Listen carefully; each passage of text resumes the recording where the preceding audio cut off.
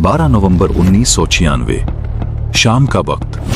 हिंदुस्तान के आसमान में दो मुसाफिर तैयारे एक ही रास्ते पर थे और चंद सानियों में तारीख का सबसे मौलिक फजाई हादसा रूनुमा हुआ।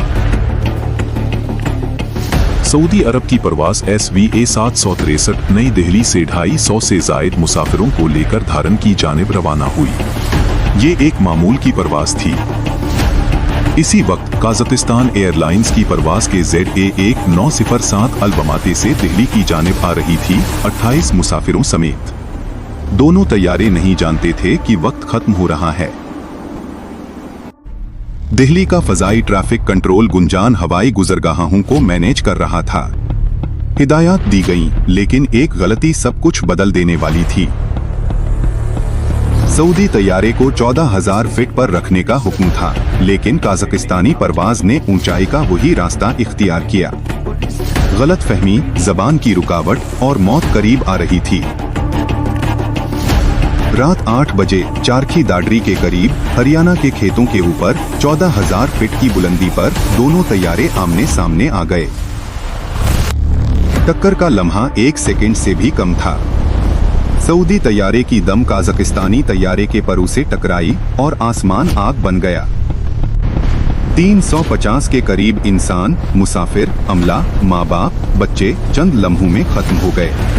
कोई बच नहीं सका। चारखी दादरी के मकामी लोगों ने आसमान में आग के 2 अलग गोले देखे। वो न जानते थे कि ये क्या है, लेकिन जानते थे कि कुछ होलनाक हुआ है। इमदादी टीमें पहुंची, लेकिन मलबा 1 किलोमीटर के दायरे में बिखरा हुआ था। कोई आवाज न थी, कोई हरकत न थी, सिर्फ खामोशी और राख। दुनिया भर में खबरें फैल गईं। 349 इंसानी जानों का ज़या, ये तारीख का सबसे बड़ा फजाई तसादुम बन गया। तहकीकात शुरू हुई। ब्लैक बॉक्स मिला और उसने आखिरी लम्हात की खौफनाक दास्तान सुनाई। पायलटों की आवाजें, अलार्म की आवाजें और फिर खामोशी। तहकीक ने इंकशाफ किया, काज़ाकिस्तानी पायलट अंग्रेजी हिदायत को मुकम्मल तौर पर न समझ सका। उसने ऊंचाई कम करने के बजाय उसी सतह पर परवाज जारी रखी, सीधा मौत की राह पर। फजाई ट्रैफिक कंट्रोल के पास न जदीद TCAS टेक्नोलॉजी थी, न अलर्ट सिस्टम, और भारत की गुंजान हवाई गुजरगाहें एक ही रेडार से मैनेज हो रही थीं। 3 वजूहात सामने आईं। 1, जबान की रुकावट। 2, जदीद तसादुम से बचाव के आलात की गैर मौजूदगी। 3, हवाई गुजरगाहों का नाकिस इंतजाम। सऊदी अरब, भारत, काज़ाकिस्तान 3 ममालिक के खानदान सोग में थे। वो जानते थे कि उनके प्यारे कभी वापस नहीं आएंगे और कोई जवाब नहीं मिला। इस सानहे ने दुनिया को झंझोड़ दिया। बैनुल अक़वामी सिविल एविएशन ऑर्गेनाइजेशन ने फौरी इस्लाहात का मुतालबा किया और तारीख का एक नया बाब शुरू हुआ। TCAS traffic collision avoidance system अब दुनिया के तमाम मुसाफिर तैयारों में लाजमी करार दिया गया। ये निज़ाम खुद ब खुद पायलट को खबरदार करता है और तसादुम रोकता है। भारत ने अपना फजाई ट्रैफिक निज़ाम मुकम्मल तौर पर बदल डाला। नए रेडार, नए उसूल और पायलटों के लिए अंग्रेजी मेयार की जांच लाजमी हो गई। दुनिया भर में हवाबाजी के जवाबित सख्त हुए, फजाई गुजरगाहों को अलग किया गया, रेडियो मवासलत के मेयार बुलंद किए गए और हर पायलट की जबान की अहलियत जांची जाने लगी।